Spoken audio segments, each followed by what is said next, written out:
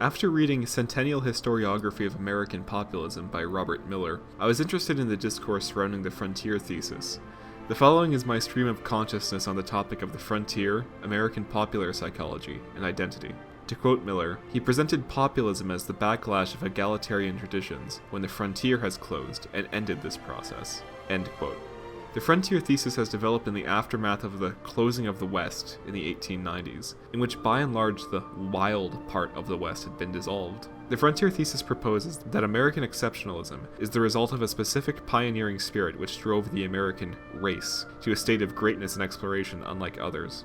However, the frontier thesis being relegated to strictly an American purview is odd, or dare I say, an unwarranted aggrandizement of the United States over the remainder of the world. What of functionally every other country on Earth conquering its own frontier at home or abroad? Was the United States the only country to pioneer anything of note?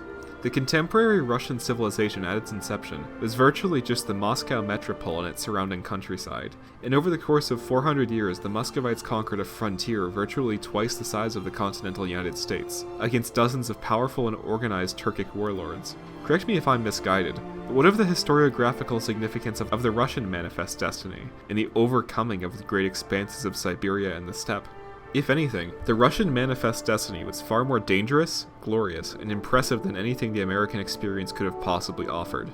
Indigenous Americans by the 1860s were a crushed race, a periphery threat to the American experience, which had been hyped to be an imminent and primordial danger to the nation.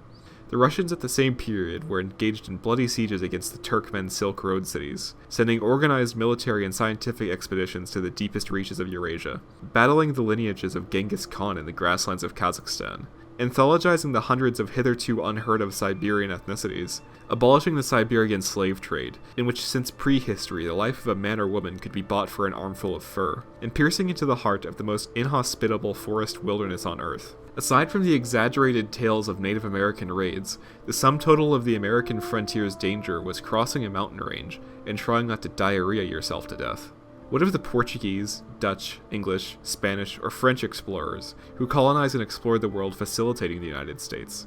Nobody but the most outspoken, out-of-touch Portuguese patriot prattles on endlessly about the Portuguese exceptionalism, or the great Portuguese frontier, even though the near-suicidal bravery of Iberian sailors led to the maritime mapping and trade networks that upset the feudal world forever, leading to its renovation and renaissance. What kind of ingrates are we to pretend that the frontier is anything but a desperate attempt to find glory in a time which we virtually had none in comparison to even the peripheral European states? It is doubtless that the frontier did play an important role in forming the American psyche, but frankly this seems like a backwards escape when confronting the actual realities of the United States. Almost like a national comfort blanket, the popularity of the Wild West in media and popular consciousness seems to spike endlessly during times of gross national dissociation.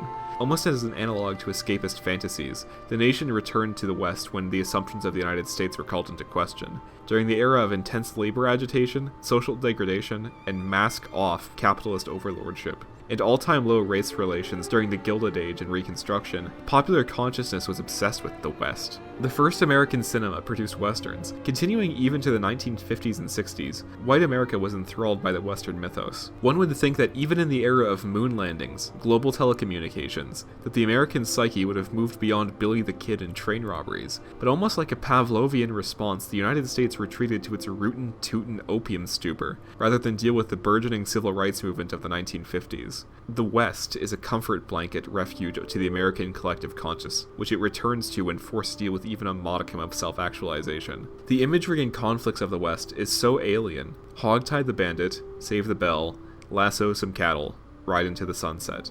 In almost archetypal regularity, we've produced situations and myths so alien to the present that they might as well be Arthurian legend. As part of the civilizational-wide ascension of Romanticism in the Victorian era, nations of the West began to look inwards towards themselves to find a sense of historical purpose, its role in the universe, its dharma, so to say. The point of centering the human existence in the world was this romantic impulse. While Europe in the 1850s to the end of the century was rediscovering itself in its long past, from which the works of Wagner, Goethe, and Lermontov established the national lineage with the ancient, with its primal and sublime history, the United States in comparison had nothing. Where was the American Götterdämmerung? Where was the American 1812 overture? Ultimately, what even was the American? The American localized historian by nature must be a scrounger of the mundane and ephemeral. Look at the local history of the majority of the American states, and aside the anthropological surveys of the Plains Indians, what is the defining feature of Nebraska? What great conquerors or geopolitical trends have arisen from Cheyenne, Wyoming? How is the American romantic supposed to find inspiration when 1 hectare of land in England, Germany, Italy, hell, even Poland, has more collective history and historical memory than entire American states? How are Americans supposed to cope with the fact that their land is rootless, and their nation only exists because of mercantile shenanigans? The Dust Bowl was merely a formality. America was already a mental desert. The American Western mythology comes out of the innate civilizational void of the United States. One needs to look no further than escapist popular fantasies in modern times to see that so little has changed since the spaghetti western. In times of increased civilizational anime, economic uncertainty, it is no wonder that people have become enthralled by archetypal and ideologically unchallenging comic book adaptation films and escapism. Look at the list of any top 10 grossing films of all time to see that the American populace adores facile and completely archetypal drivel to disengage with the atomized society they find themselves in. Keep your Cowboys, but ultimately remember that even in the 1890s, people were already lamenting the good old days of the ideologically pure Wild West.